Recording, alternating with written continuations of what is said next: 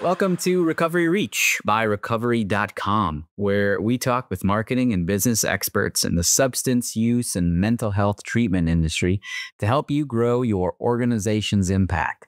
Because the more people you reach, the more people you can help.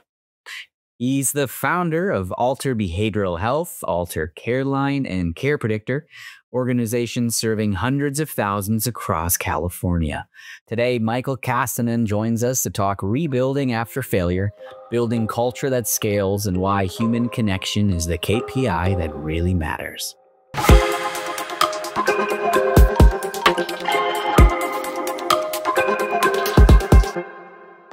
Michael Castanon. Yes. Thanks for joining us in the studio. Thanks, Andrew. Thanks for having me. Thanks for the bike ride down here, too. Yeah. That folks, was epic, man. We biked from the recovery.com studio, That was from the office to the studio, maybe about a mile. That was a great icebreaker, man. The ice is broken. I'm ready to go.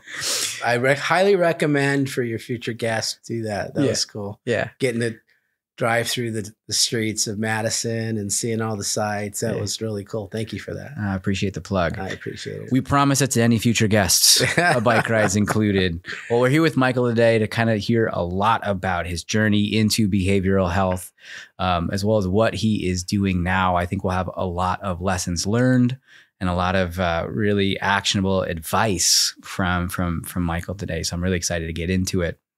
First of all, for folks who aren't familiar, just tell us, where are you today and who are you? Where am I today here in the studio right now? Yeah. Well, I'm in Madison, Wisconsin. Great answer. First time I've ever been here. And I'm visiting with the recovery.com team and get to meet with Andrew here on the podcast. And I've enjoyed my time thus far. As to who I am, I find myself in the behavioral healthcare industry as an innovator, as somebody who is just insatiably curious and really looking to make an impact, really trying to figure out, how we can elevate care and elevate the lives of those that we are supporting in the industry. It's a very complex, challenging industry with a complex issue that we're trying to solve. Yeah. So today I get the pleasure of serving as the CEO and founder of a few organizations. I'm the CEO founder of Alter Behavioral Health. We've been operating for almost 7 years. We do primary mental health. We're in Southern California. We started crisis stabilization. So we deal with very high acuity patients. And then we step them down to residential care. Then I also am the CEO and founder of a publicly funded platform called Alter Careline.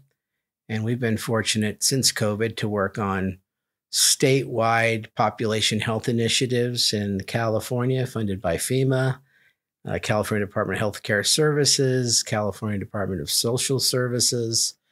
And we have now provided over 300,000 encounters of care for mental health and well-being at no cost. Wow. So that's an impact, one I'm very proud of. And we did such a great job for our agencies and partners that when the LA wildfires hit, which was just recently, we were selected to actually manage the response for the victims of the LA wildfires. And then lastly, I'd like to call out, I'm also the CEO founder of Care Predictor. And Care Predictor is a groundbreaking scientific platform that really helps people attune to the thing that is the most important in providing behavioral health care, and that's building a working alliance with people who are seeking care. Can you make them feel valued, heard, seen, and supported? Can you instill hope where there's no hope? And it's kind of a soft skill in other industries, but in the world of care, this ability to connect with somebody else is actually a hard skill. And so I'm very excited about where that is taking me and what the work I'm doing in that area with my team, an incredible team, wonderful team. That's awesome. Congrats. I mean, 300,000 encounters. That's just so wonderful to hear. Yeah. It blows my mind to think of that type of impact and how did that happen? You can't author that story. You can't really predict that. You just have to show up and avail yourself. See a need, meet a need, I think has been my mantra to make that happen. Is if I, see a need out there, I try to figure out how can I, sort of marshal the resources or show up in a way to help meet the need. Yeah. So you've done a lot of entrepreneurship within behavioral health, innovation, starting companies. Behavioral health is not the first industry you ever worked in. You started in finance. It's not. No. Mortgages. Yes. I'm just curious if you could kind of walk us through, how did you go from that to, I believe, being the CEO at Luminance Recovery? Yeah. Well, I think, ultimately what got me here is my own lived experience. I was a high performing, deeply wounded human being until I found sort of my own healing journey. So I was a survivor of childhood trauma, abuse, really torture and isolation. The very thing that I think people need most in life, which I was deprived of, which is that human connection, having the ability to be nurtured and properly connected with your family. So I was longing for that. And so I came out of a childhood deeply wounded and had some very low self-esteem. And my way of overcoming that, dealing with that pain, took many forms. But the primary form that it took was to be a super high performer, oddly enough. So I just wanted to show the world that I had value and that I could do things. And it wasn't really from a great place where that was coming from. I've learned in life that leaders and people that do things are usually motivated from one of two areas. One would be security or confidence, and the other would be insecurity or lack of confidence. And I was in the latter category for most of my life. So I became a high achieving executive. And in the financial services industry, I learned a lot. I had a lot of ups and downs because of the fact that I had never dealt with the pain that I was carrying inside. And I was being, sort of driven by that fuel of insecurity, trying to show my worth in the wrong way.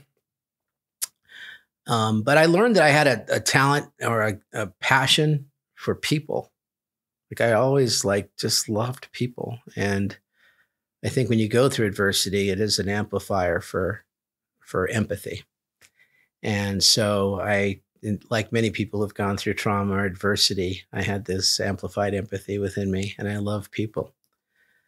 And it didn't, take but probably 3+ decades in the financial services and banking industry of pain and, just things just not working the way I wanted them to, just not being able to show up in the way that I really wanted as a human being until I finally decided I got to deal with this pain inside. And I reached out. It wasn't until I was almost 50 years old. I'm 61 now. And I finally reached out for support and care, and I went into treatment, and I found that connection I was looking for. And that connection was really just a turning point in my life. It changed me. And I thought, well, I'm going to put all this professional, high level experience, corporate experience I have, and I'm going to combine it with my lived experience. And hopefully that's what is going to give my life the meaning that I have been longing for. And so about a decade ago, I came into behavioral health care for that very reason, to have, a real meaningful purpose and do greater good. Yeah. Thanks for sharing the story. Yeah. So Luminance Recovery was the step you took. Yeah. And from Luminance, we also went to Alter. And I guess I'm curious, of the things that you learned over 3 decades in the financial services industry, what did you bring to the behavioral health industry? What's kind of stuck with you, lessons that you learned that have made you kind of successful here? It's a great question. One that I think deserves like diving into a bit.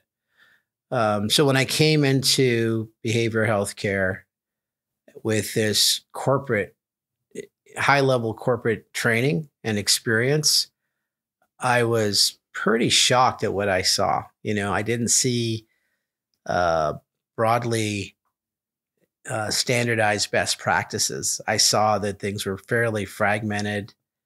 There was no real measures that were in place to quantify efficacious care, quality care.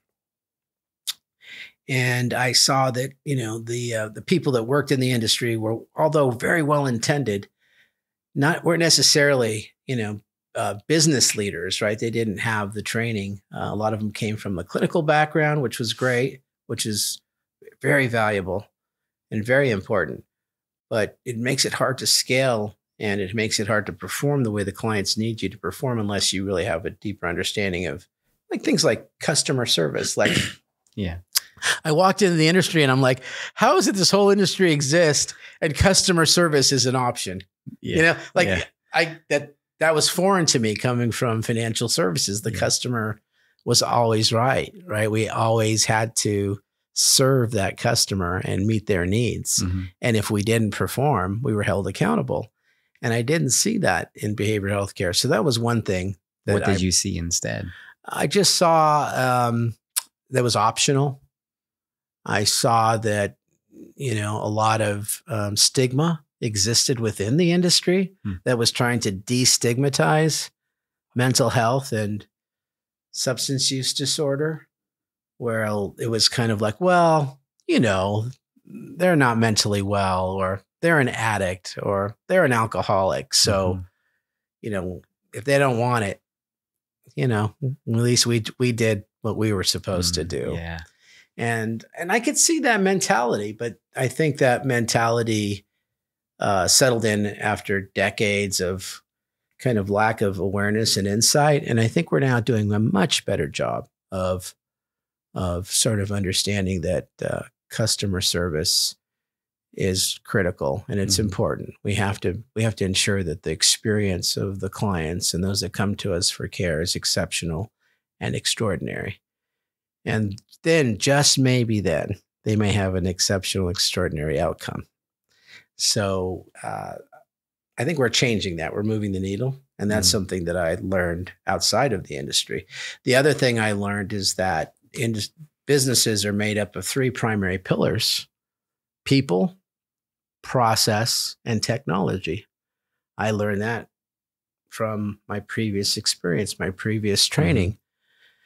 And so when I came into behavioral health care, I quickly understood that unlike other industries, people probably had a 4x, maybe even more, 4 times greater impact on the performance of the organization. They had an outsized impact on the performance of a treatment center or a facility or behavioral health care organization, because they're the ones that are really providing the care. So it was critical to get the right people in the right seats. And if you didn't, bad things could happen.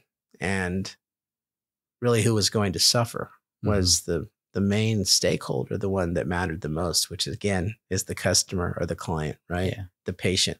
We have to make sure that we show up the right way with the right people in the right seats so we can drive toward the right outcome. Was there anything that you threw away?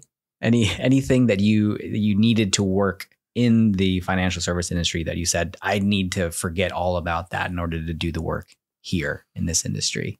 Yeah, I think so. I think that the understanding and learning of what truly motivates people, much different, right? And so with the financial services industry, money is a big motivator. Other industries, we just recently did a big research project with our partners, the Decision Lab. They're a large behavioral science organization that works on sort of greater social change and, projects that are about doing greater good in the world. And they did a survey of everyone who's ever taken the Care Predictor assessment. There's been over 4,000 so far that have taken the assessment.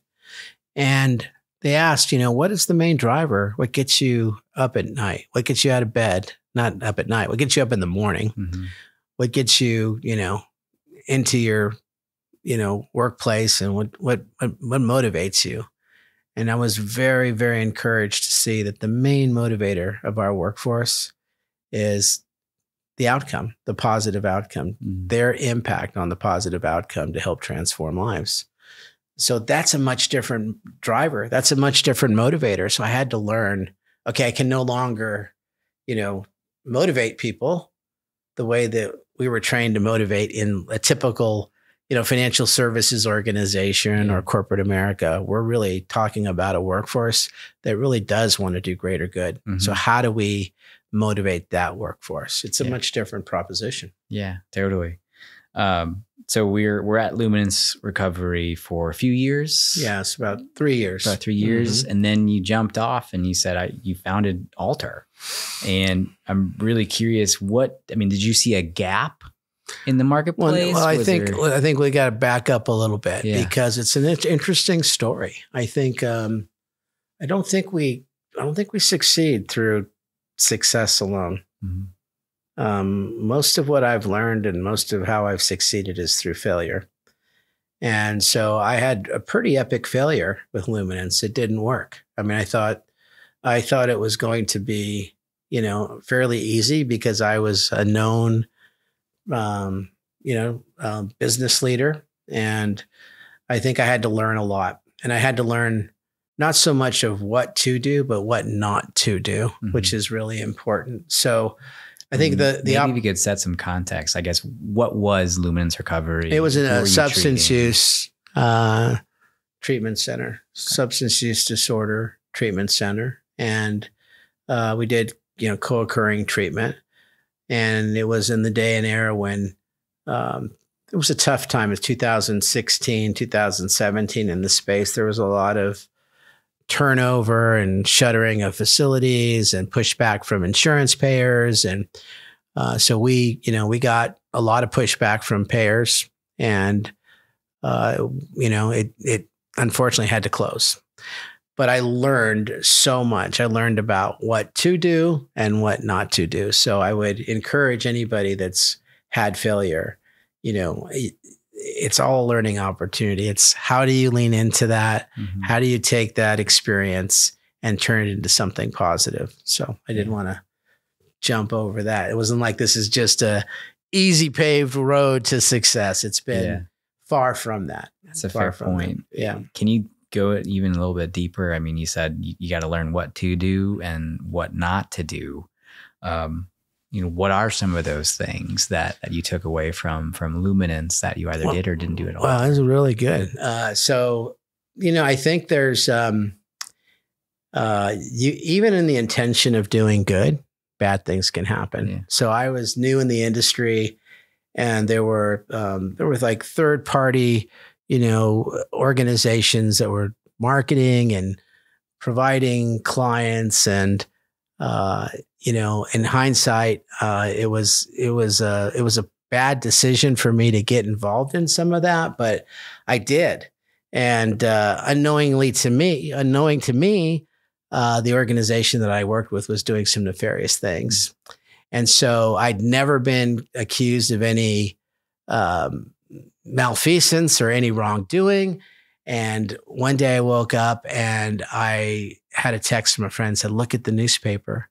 You're being accused of committing felony insurance fraud, conspiracy to commit insurance fraud." I'm like, oh my God, what is this? Yeah. All I ever wanted to do was do good. Yeah. And so I had to basically go through that process of a really difficult season in my life where I could have easily ran from this work and could have turned around and chose not to do it.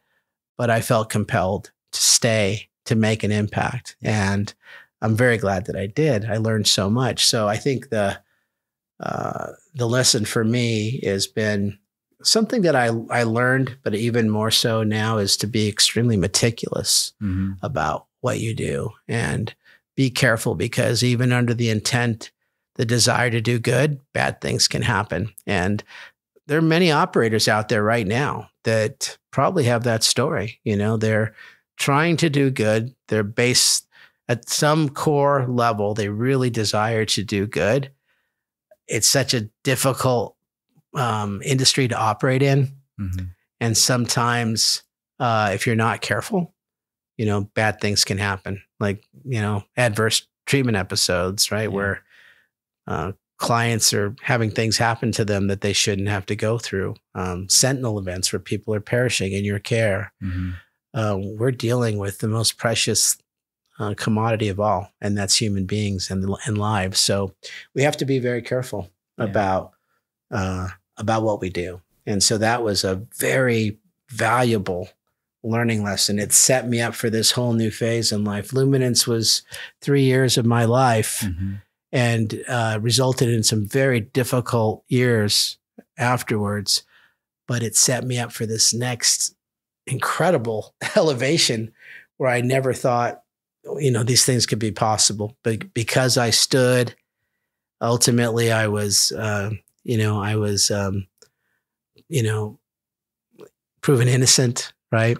And it was very difficult because people were jumping to conclusions that I was guilty. It was the hardest thing I've ever had to endure. But if you just stand in your truth and you stand firm in your principles, good things will happen. Yeah. Gosh, I can't imagine how tough that was. It was the hardest thing I've ever, even my childhood experience, even my addiction, I thought that was the most difficult thing I would ever have to endure. But this was a whole different thing because it was difficulty even in the midst of attempting to do good. And then sort of a rush toward judgment, social media was really kicking off at that point. You could imagine all the things that were going on at social media, and people were just piling on. It was like it was like being stoned in the town square, and I just had to stand and not be moved. It was a mantra that I developed, that I was given. It was like, I will not be moved. I know where I'm supposed to be. I could have easily gone back to the financial services industry and gone back and made tons of money, but that wasn't what I was called to do. I was called to make a greater impact in society. And fast forward, here we are doing that very thing. Right. How did you get the spirit back to rebuild and then go on this new venture with Alter? I think standing in your truth, knowing your truth, and, having the peace, the inner peace of that and the confidence that comes from that. You can't fake that. You either have it or you don't. And so I was, it was the test of my life, I would say, as a man. I had to endure that test. How bad do you want to make an impact for greater good in the world? That was the question that needed to be answered. And through going through that experience, I've been able to answer that question in ways that I would have never even have imagined. It blows my mind to think about it. So you wanted it bad. You wanted to make an impact. Alter was the next vehicle to do that. Thinking back with what you learned at Luminance, hoping not to repeat anything and have a much different outcome. How did you set up Alter? What did you do the second time to really ensure the success of Alter, which has now been operating for about 7 years? About 7 years. I think, really, if I thought quality was important and excellence was important, it became even more important. And I made a covenant, a promise that it could be scrutinized at any level by any party and upheld and be able to withstand the scrutiny of any party. Right? I really wanted, whether it was the clients, the families, the regulators, the insurance companies, the employees, myself. I wanted everyone to look at this and examine it and say, wow, this is exceptional. This is extraordinary. Mm-hmm. So that was sort of something that I had taken from Luminance into my new venture at Alter. We just had to have that standard. And if you hold that standard, you're going to be in a very good place. Mm-hmm. So you have to be more meticulous, more careful, more cautious, more scrutinizing yourself. Yeah. And so that was sort of what set up Alter sort of for success in the beginning, having that, that sort of as a foundational way to build the organization. Yeah. And then I think the other thing that I learned from Luminance was if you have really great, compassionate, empathetic, loving staff, the clients are going to feel that. It's going to build a great culture. Mm-hmm. And so I wanted to honor that because I knew the power of it. Yeah. But I wanted to, quantify it too. So that's why Care Predictor was born. Mm-hmm. And we can talk about that at some other point. But we'll get to Care Predictor. So you started with this foundation, and one of the lessons learned was just be meticulous. Yeah. Be really meticulous. And you were scrutinizing as you're going into Alter. Was there an opportunity that you saw for something like Alter? Were you scrutinizing, the business model itself, or are you someone who kind of has an idea that you feel deep down and you rationalize it afterwards? Where does Alter fall in that? I think it's all of that. Yeah. It's all of that. Uh-huh. Yeah. You have to, I would say I'm a visionary. I sat with a visionary earlier today, Jeremiah, in your organization. And so he's a kindred spirit with me because I think visionaries kind of see things before they actually happen. Mm-hmm. And I saw that there was this need for, extraordinary, exceptional quality care in this space. And so what would it take, and who were the organizations that were doing that, and how could we, sort of put ourselves in a position to compete and also just meet the demand, the need, right? Mm-hmm. And so I think it was, through vetting and quantifying and then also just, do we have a match with the market? What does the market really need? And I think that's how we've become who we are is it's not who we say we are or what we say we are. It's really who those that we serve say that we are and who we are. That's what really matters. And so that is our way that we have sort of grown and become so sustainable is by, giving our patients and our clients a very powerful voice. Like we don't get caught up in our own hype.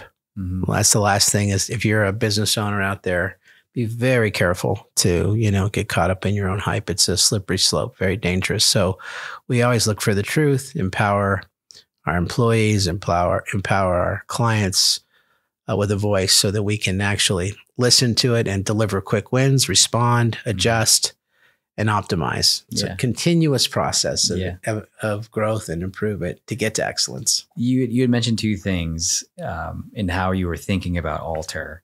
Are we positioned to compete? Are we providing something that matches the market? Yeah. As a business owner, how do you get answers to those things? How do you know what the market wanted in Alter's case? Mm-hmm. And then how did you build the organization that fulfilled what the market wanted versus someone who says, I have a great idea, buy this. Yes. And no one's like, well, I didn't need that thing. Yes. So how did you really make sure that what you were providing was something that's a great question.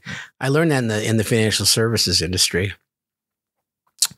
What are the trends of a market? Mm-hmm. Like, what are the things that are, you have to study trends. You have to see, what's happening in the economy. Where is the need for a certain type of financial product? When, for example, when equity was decreasing, we were going through home price depreciation. There's not a lot of lendable equity in real estate. And so to a fault, the market responded by creating these exotic subprime mortgages, right? Right. But they went too far. But what it was initially a well-intended thing to do because the market didn't have the ability to provide the collateral that was necessary to provide the credit that was needed by the market, right? So same thing with behavioral health. Like, where do you see the trends? What are the primary presenting problems you're seeing in the market? Are people suffering with anxiety? Are they dealing with eating disorders? Are they dealing with trauma? Are they, today we have a fentanyl crisis and substance use disorder. So it is looking at the overarching trends, the major trends in the market, and responding to those trends. Now, beyond that, that's not enough. Is then you have to get more granular and dig down deeper, and to see, what is the feedback of each client experience? What are they telling you about their experience? What are they telling you they want more of and less of? Do more of what they want, less of what they don't want. And that's all, a process. You have to make those adjustments. So you first identify the major market trends, and then you look for the more granular trends within the experience of the clients and their loved ones, and respond and adjust accordingly. Yeah. That's awesome how you walk that through. I think it's a great example too with securities and now where we're at today. Could you go a little deeper and tell us, well, first of all, I'm sure folks would love to hear kind of what Alter is and who you are serving with Alter. But if you could describe it in terms of, what were the trends you were seeing, and then how did you kind of design Alter to match those at the time? I'm sure things have shifted now. Well, I think, COVID was a game changer in society and humanity. I think, it was a pandemic. It's a global health crisis. I mean, if we really understand, and we haven't gotten all the data together of the impact of COVID, it was not insignificant. It was a tectonic shift. And what that event brought about was this sort of reverberation, this delayed response in a greater event of mental health, right? Mm-hmm. Mental health issues that were coming up in people. And so I think that, that was kind of why Alter ended up the way it ended up, which was really, we saw that there was this, big demand for mental health support. Mm-hmm. And how we learned that is that we were selected early on when COVID hit for a grant from FEMA and the state of California to provide this care, this no-cost care for people in California that were suffering with mental health issues because of just the trauma, the anxiety, the uncertainty of the COVID crisis, how it impacted their loved ones or a family member. And just, if you remember, it was a difficult time, and people's mental well-being and mental health was eroding. So I think we were uniquely advantaged because we were able to be, standing in the gap.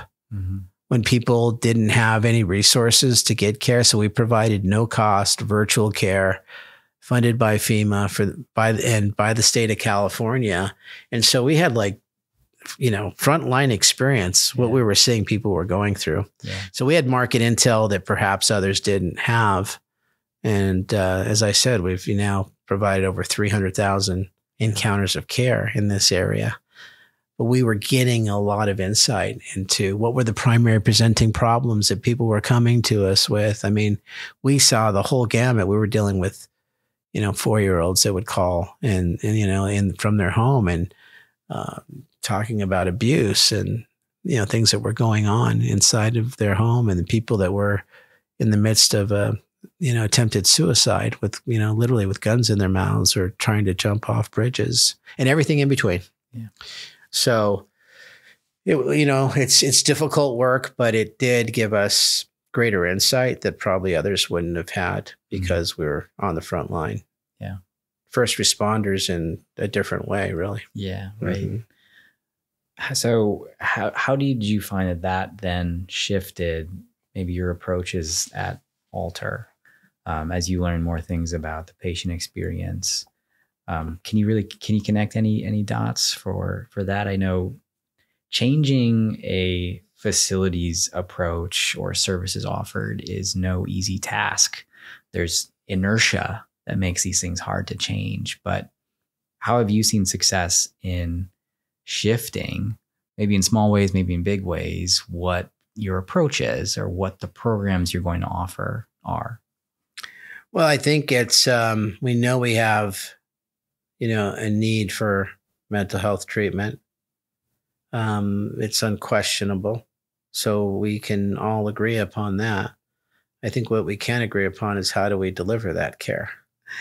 And so, if you have a commitment toward, really being accountable and driving positive treatment outcomes, you start to question and wonder, well, how do we do this? How is that going to, how do we really do this consistently?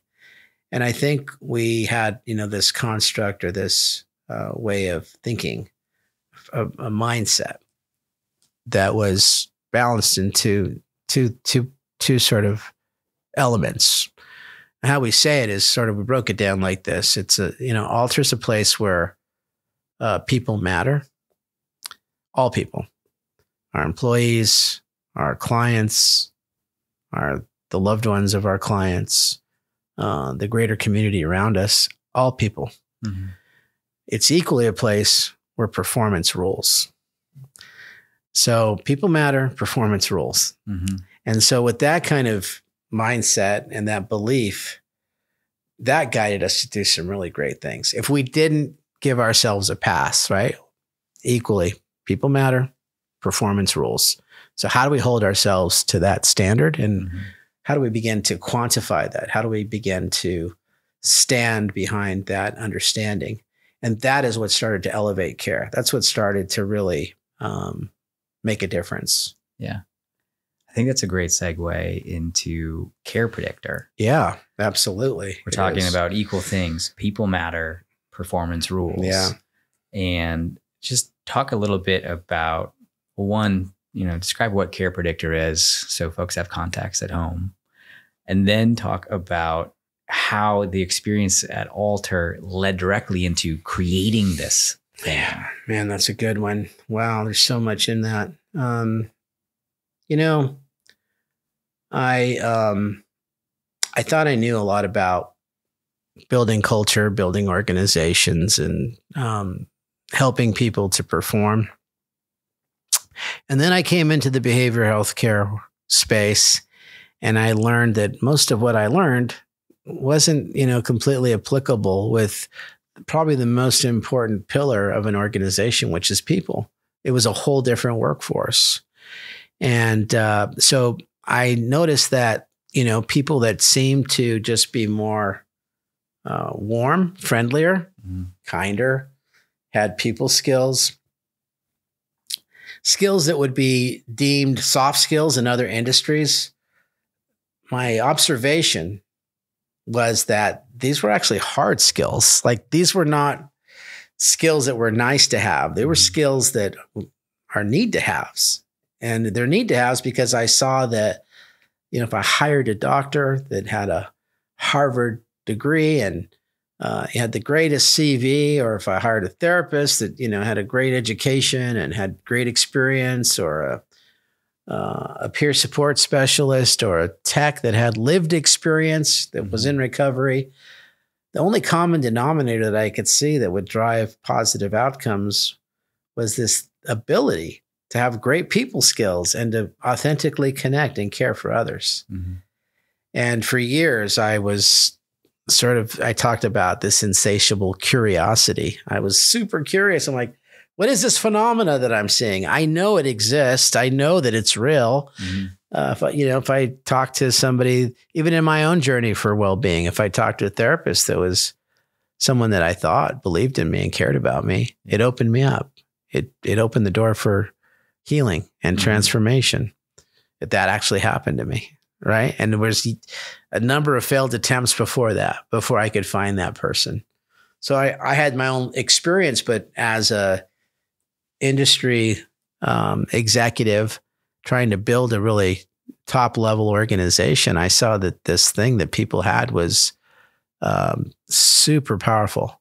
How could we harness it? How could we understand it greater? And so I went to all the subject matter experts I could find. I went to therapists, I went to doctors, I went to, psychologists, I went to data scientists, I went to everybody. And I was like, what is this thing I'm observing? Can you help me with this? I'm curious. What is this? And most of them would pat me on my head and say, move along now. That's nice, but it's not important. And then finally, after years and years and years of searching, I found a neuroscientist, Dr. Lauren Martin.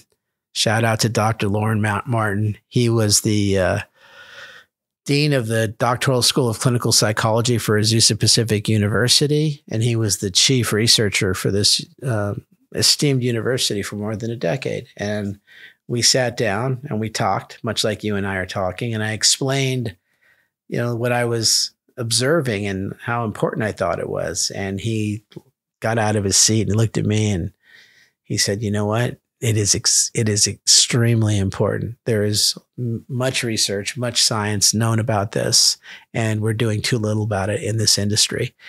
And he said, the science exists in primary health with bedside manner. When you go to a doctor and the doctor makes you feel cared for and supported, you get better outcomes. And same thing exists in behavioral healthcare, but even more so, it's in the area of therapeutic alliance. It's the same with teacher-student relationships, coach-athlete relationships.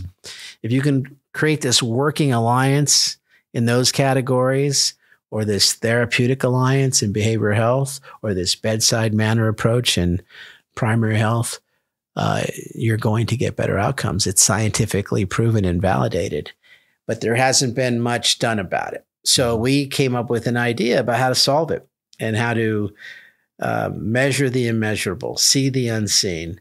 And we did that through building this construct, scientifically based, which allows us to measure personality traits using data science and predictive analytics and psychometrics and AI, all the buzzwords. But we never went after this to create a service or a product. I just wanted to have the best staff, the best team of healers possible. And I saw that this was really important. And so he explained to me, Dr. Martin, that the number one driver of positive outcomes, in fact, is the therapeutic alliance in behavioral health, outside of the patient's own motivation for change. So that's the number one driver. Number two is the therapeutic alliance. And the number three is the longitudinal support. How long can you provide care to help them get on this path of well-being? So knowing that's the North Star, it's pretty important that we follow it and let it guide us and let it, inform how we do what we do. So we built this construct through the research of more than 4,000 hours now of combined research, looking at hundreds and hundreds of peer-reviewed journals on areas like teacher-student relationship, doctor-patient, therapist, client, so on and so forth. We were able to identify through our team of PhD researchers 24 quantifiable, measurable personality traits. And we built an algorithm, an index, a predictive index, the Care Predictor index, that can basically provide a overall profile and score of this person's ability to connect and drive effective outcomes.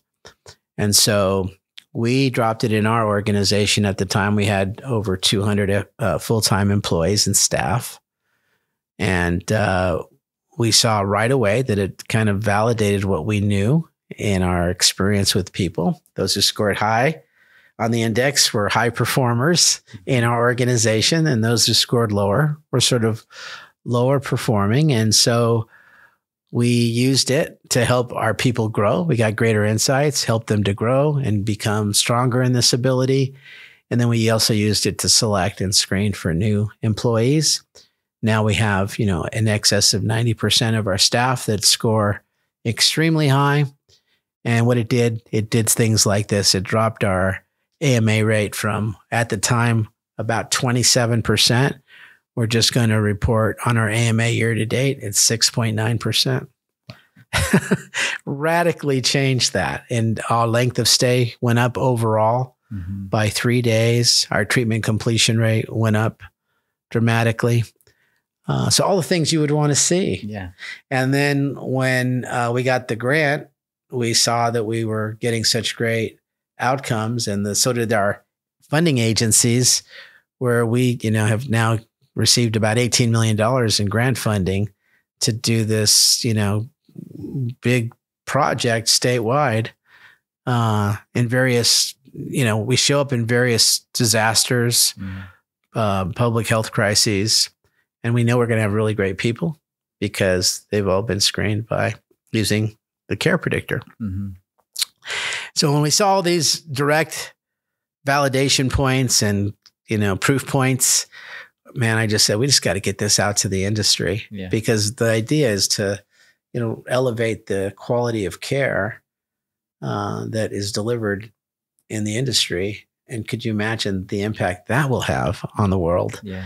So we hope one day that it become a standard of care. And we're now working closely with insurance payers to do some pilots and to validate the instrument. And their hope is that it will also be a standard of care, because it's a control for the outcome that you're looking to bring about. It's so hard to create a control in this industry. You're never going to have 100% control. Yeah. But if you can have a way to influence that outcome by inserting a control, it's going to be game changing. So 2 things I can say too. We just did an analysis on what's the predictive value of the instrument. So for reducing AMA, the predictive value, the certainty, is 89.1%. For treatment completion rate, it's 87.3%.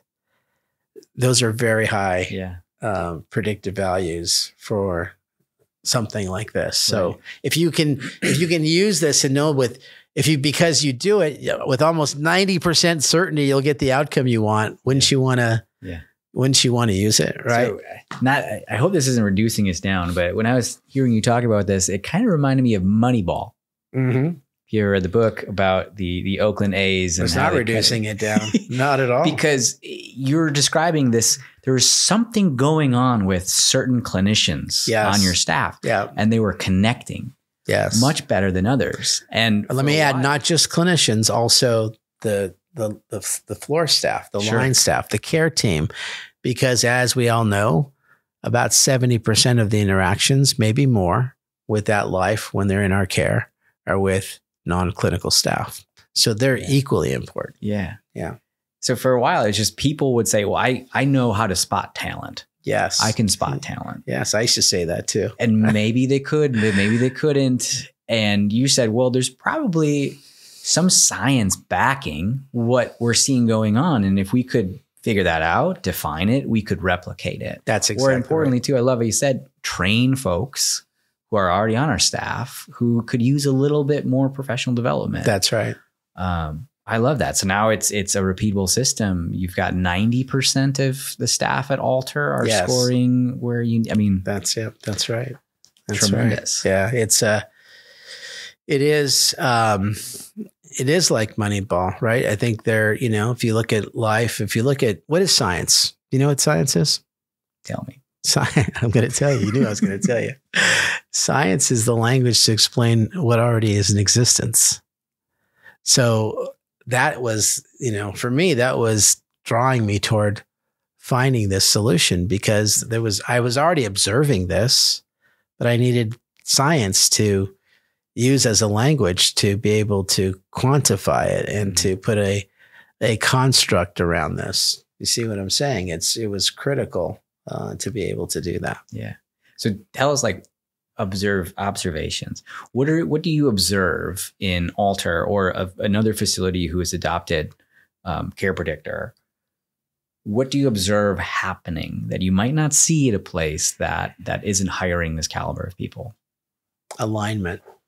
So what does that mean? You build a culture where everybody, you look to the left, to the right. If you're sitting in this culture, in some ways we're sort of in a battle, right? You're in a foxhole with people on the floor. It's not easy. Like, how is that person going to show up in the midst of a crisis that's on, to the left or to the right? Are they going to show up in a way that's going to help the cause? Or are they going to potentially shrink or not do well, right? So I think it's been amazing to see the organizations that use it. And one of the strongest things they say, it's been a great culture builder. It builds great alignment, and it creates a more proactive environment, because treatment tends to be very reactive. Mm-hmm. And so now we're now instilling a way to have more proactive, a proactivity that will sort of be able to, let your organization be less reactive. If you're always on your heels and reacting, you can't operate with the type of excellence and performance and structure that your clients need. Yeah. So this is a marketing show. I bill it as a marketing show. Mm-hmm. We haven't really talked about PPC budgets or search engine optimization today, but we talked a lot about connection. Yeah. Is your employees' ability to connect with patients, is that marketing? Oh, 100%. Yes. Excellence begets excellence, tipping point. If you've, ever read that book by Malcolm Gladwell, you will reach your tipping point if you, with the market, if you, start to generate that word of mouth, that, people will start to talk about you as exceptional and extraordinary and remarkable, an organization to pay attention to. And I would say that, we've been very fortunate. It's a long game. It's harder. The product we really deliver is the service, is the care. And who does that? It's people. They're the difference makers. So we've set ourselves apart as an exemplary culture that delivers excellent care. And, we have now, I think I told you 85%. The last 2 years, it's been shifting a little bit recently. We're getting a little bit more, digital input or inflow, but probably the last 2 years, 23 and 24, if it was less than 80% of our, admissions came from professional referrals or word of mouth, I'd be surprised. All right. Lightning round. Yeah. As we wrap up here. What is a marketing or business trend to pay attention to? And what is one that we should just ignore? AI. I mean, that's a business trend. It's a marketing trend. It's everything. I think pay very close attention. I've been speaking about it at conferences. Mm-hmm. I would say that I love AI because it will help organizations shift their team members' focus from the mundane to the meaningful. We don't want our team working on the mundane. We want them working on the meaningful. It's this human connection. It's this direct support. It's this relationship that they're building. We're not transactional in this industry. So we need to have, our team members freed up to do that most important thing, which is meaningful. Right. Anything that we should just not pursue marketing wise, or something that you would like to see stop? Yeah, I'm not a big fan of PPC as it exists today, just because of the algorithm, and you can spend a lot of money, and you got to be very careful I would say a lot of organizations say marketing should be your, biggest line item. And I would say it can't be anymore. The margins are so tight nowadays. You just can't, I would say find another way. Yeah. What is one thing you see other organizations get wrong about growth? Don't grow just for growth's sake. What do you mean? Don't expand. Don't go wide, go deep first. And if you grow, one of our OKRs this year is sustainable growth, right? So we really are looking not just to grow, but to grow sustainably. So that's a whole different animal. Grow is not just scale and scope. It really is, sustainability, which means can you perform and still grow? Can you, still, deliver on your financial, objectives, and can you still deliver on the missional objectives, right? That we talked about, the mission, the importance of balancing mission and margin. If you can't grow and maintain both, then do not grow. Yeah. And it's not always guaranteed that you're going to grow and be able to achieve both of those. Yeah. And last one, what is one book or tool or person that has shaped how you lead? I have a hero right now, the author, reporter, researcher, David Brooks. Yeah. How to Know a Person. Read that book. He is the hero of my organization, my leadership style. He's just informing a lot of what I'm doing. And shout out to David Brooks. Yeah, he's amazing. Awesome. Well, thank you so much, Michael, for joining us today. This has been an awesome discussion. Thank you. You did a wonderful job. Thank you for having me on as a guest. All right, back to the bikes. All right, let's go. Let's go.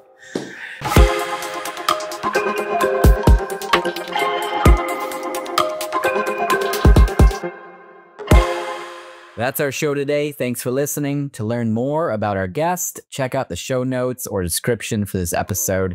We'll see you next week for another episode. And remember, the more people you reach, the more people you can help.